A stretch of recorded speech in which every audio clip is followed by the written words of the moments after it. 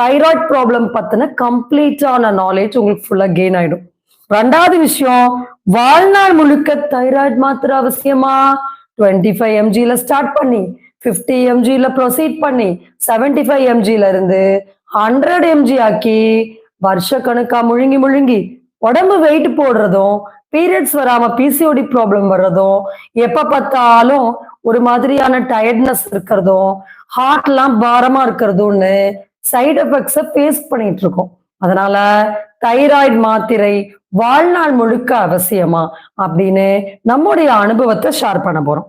அடுத்து மூன்றாவது முக்கியமான விஷயம், தைராய்டு பிரச்சனை உள்ளவர்கள் என்ன உணவு சாப்பிடணும். நாலாவது, தைராய்டு பிரச்சனை உள்ளவர்கள் என்ன உணவு சாப்பிடக்கூடாது. இந்த 4 கேள்விக்கு ஒரு தைராய்டு இருக்கிறவங்க பதில் தெரிஞ்சுக்கிட்டாலே போதும். காய்டர் போன்ற பிரச்சனையும், ஹைப்போதைராய்டு